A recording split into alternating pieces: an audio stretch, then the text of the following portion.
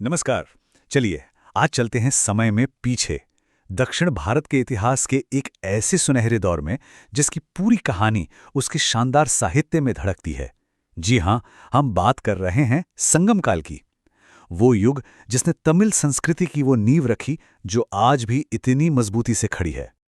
पर सवाल ये उठता है कि एक ऐसा युग जो सदियों तक लगभग गुमनाम सा रहा, उसकी कहानी हम तक आखिर पहुंची कैसे?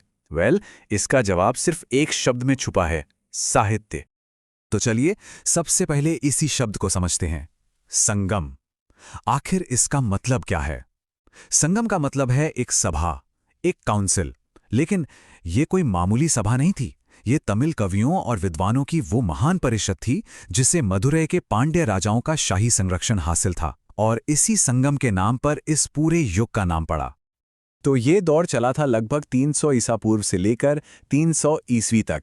अब सोचिए, इतने पुराने जमाने की कहानी को जोड़ने के लिए हमारे पास क्या है? हमारे पास हैं 3 मजबूत धागे। पहला, जाहिर है, खुद संगम साहित्य। दूसरा, आरिकामेडु जैसी जगहों पर जमीन के नीचे से मिले पुरातात्विक सबूत। और हाँ, तीसरा, मेगास्थनीज और प्लिनी जैसे ग्रीक रोमन लेखकों के लिखे हुए यात्रा वृत्तांत। अब देखिए, एक चीज जो इस साहित्य को वाकई कमाल का बनाती है वो है इसका नजरिया। इसे 2 हिस्सों में बांटा गया था। एक था अगम, यानी इंसान की अंदरूनी दुनिया, प्रेम, रिश्ते, भावनाएं, वो सब कुछ जो दिल के अंदर होता है। और दूसरा था पुरम, यानी बाहरी दुनिया, जिसमें युद्ध, वीरता और समाज के प्रति कर्तव्य की कहानियां हैं। और जब ये दोनों मिलते हैं तो उस युग के जीवन की एक पूरी मुकम्मल तस्वीर सामने आती है। तो ये तो हुई साहित्य की बात। अब जरा उस दौर की राजनीति के अखाड़े में चलते हैं। देखिए, इस युग पर 3 बड़ी ताकतों का दबदबा था। इन तीनों को एक साथ सम्मान से मूवेंदर कहा जाता था, जिसका मतलब है 3 ताजधारी राजा। और ये 3 महान राजवंश थे, चेर, चोल और पांड्य। जैसा कि यहां नक्शे पर साफ दिख रहा है, इनकी सरहदें एक दूसरे से बिल्कुल सटी हुई थीं। और इसका सीधा मतलब क्या था? इसका मतलब था सत्ता के लिए लगातार खींचतान और संघर्ष। मतलब ये पड़ोसी भी थे और सबसे बड़े प्रतिद्वंदी भी। चलिए एक नजर में इन तीनों को समझ लेते हैं। चेर, जिनकी राजधानी थी वंजी और निशान था धनुष बाण। फिर आए चोल, राजधानी उरैयूर और निशान बाघ। और तीसरे पांड्य, जिनकी राजधानी थी मदुरै और निशान था मछली।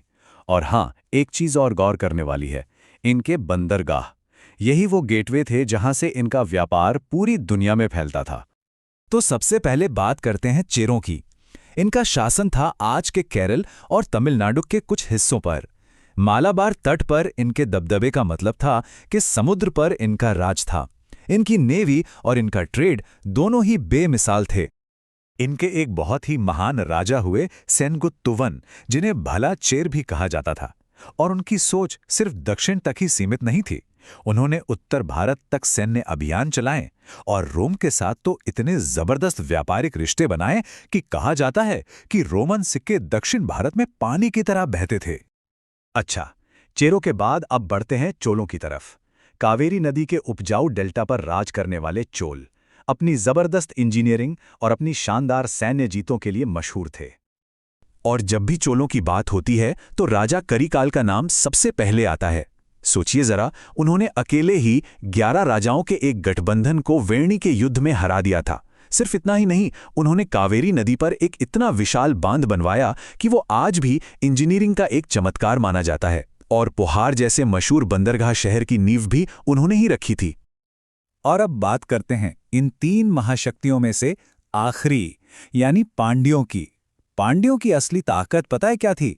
वो तलवार या पत्थर में नहीं थी, बल्कि कला और साहित्य को दिए उनके संरक्षण में थी। माना जाता है कि वो तीनों महान संगम उन्हीं पांड्य राजाओं की देखरेख में हुए थे। और इसी वजह से उनकी राजधानी मदुरै सिर्फ एक शहर नहीं रही, बल्कि तमिल साहित्य और संस्कृति का धड़कता हुआ दिल बन गई। और यही वो विरासत है जिसने इस पूरे युग को हमेशा के लिए अमर कर दिया। अच्छा, राजाओं और लड़ाइयों की बातें तो बहुत हो गईं, लेकिन उस दौर में आम लोगों की जिंदगी कैसी थी? उनका समाज कैसा था? वो अपनी रोजी रोटी कैसे कमाते थे और उनकी मान्यताएं क्या थी? चलिए अब इसमें झांक कर देखते हैं। सबसे पहली बात, उस समय का समाज उत्तर भारत की तरह जन्म पर आधारित किसी कठोर जाति व्यवस्था पर नहीं चलता था। ये एक बड़ा फर्क है। यहाँ समाज का ढांचा काम पर यानी व्यवसाय पर आधारित था। जैसे शासक वर्ग को अरसर कहते थे, पुरोहितों को अंतनार, व्यापारियों को वणिगर और जो जमीन के मालिक बड़े किसान थे उन्हें वेल्लार कहा जाता था। अगर अर्थव्यवस्था की बात करें तो उसकी गाड़ी दो पहियों पर दौड़ रही थी। एक पहिया था उपजाऊ जमीन से होने वाली जबरदस्त खेती और दूसरा पहिया था समुद्र पार, खासकर रोमन साम्राज्य के साथ होने वाला जोरदार व्यापार।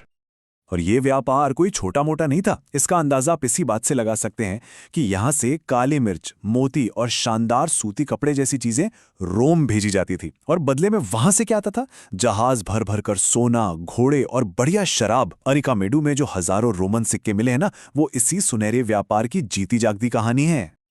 और उस दौर की सोशल लाइफ कैसी थी? अरे वो तो और भी ज्यादा दिलचस्प थी।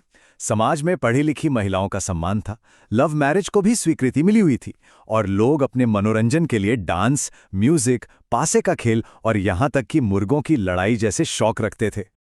धर्म की बात करें तो लोगों के सबसे प्रिय देवता थे मुरुगन। इसके अलावा एक बहुत ही अनोखी प्रथा थी नडुकल की। ये क्या था? ये युद्ध में शहीद हुए वीरों की याद में पत्थर स्थापित करने की प्रथा थी, एक तरह की वीर पूजा। और हां, इनके साथ साथ यहां ब्राह्मणवाद, बौद्ध धर्म और जैन धर्म का भी असर साफ दिखाई देता है। लेकिन जैसा होता है, हर सुनहरे दौर का अंत भी होता है। संगम युग के आसमान पर भी एक ग्रहण लगा।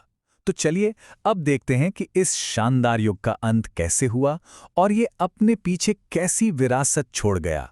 हुआ ये कि लगभग तीसरी सदी के आखिर में कलभृणा नाम की एक जनजाति ने उत्तर से एक ऐसा जोरदार हमला किया कि चेर, चोल और पांड्य, इन तीनों महान राजवंशों के शासन का सूरज कुछ समय के लिए डूब सा गया।